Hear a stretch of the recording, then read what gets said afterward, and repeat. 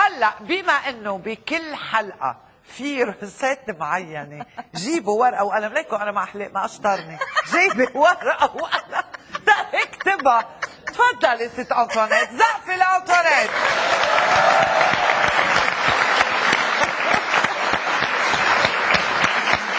يلا روسات، بدنا نعرف شو الروسات اليوم. الروسات بناء على طلب الاصحاب والمشاهدين والعالم بالطريق والجمهور، بدهم كلهم روساتات.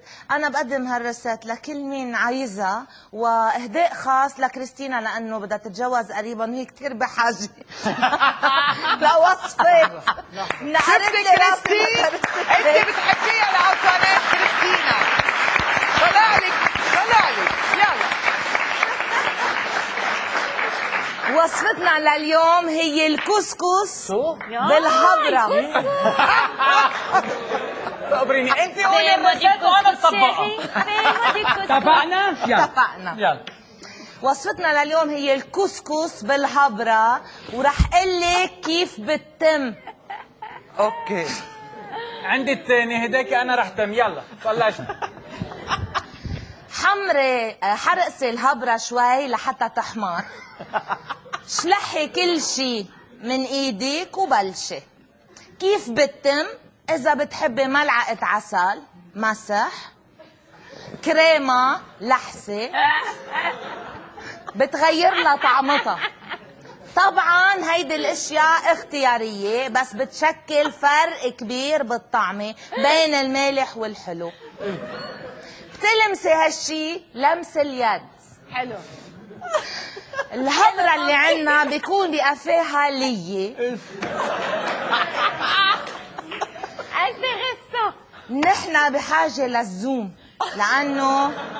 لأنه الكسكس بيكون ناشف وبغصص.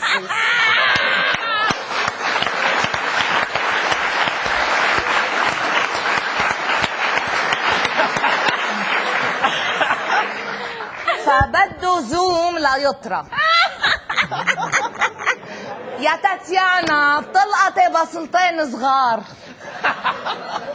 تقريبا قد بعضهم، لانه مستحيل تلاقي اثنين قد بعضهم 100%. بتلقطي بصلتين صغار. اذا كانت هيدي اول تجربه لإلك رح تبكي، بس قد ما رح تحبي الوصفه رح تحسي انه بتستاهل دموعك، ورح تضلي تجربيها.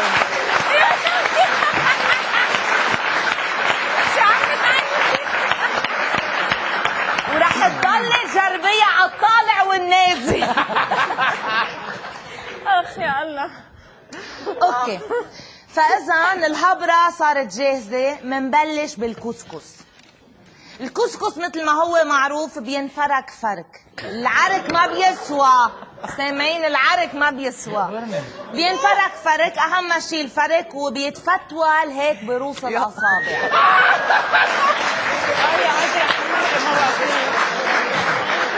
هلا الهبره لازم تتصفى على الاخر من السوائل. الكسكس رح يشرب كل السوائل تبع الهبره لحتى يضلوا طري. المهم بتحطي الهبره على الكسكس، تضغط شوي، ما كتير، شوي، ما تزركيها كتير، لانه اذا زركتيها بيطجن الكسكس.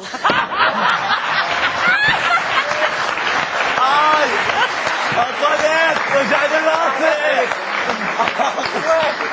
وبتفوتي فوتي ما بتخلصي منها بالهي. ايه ثاني؟ وجعني راسي عن جد.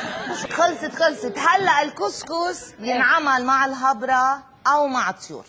فيك تنقي الطير يلي بتحبيه، بس بعد الخبره ما في طير بيلبق للكسكس قد الحمامه.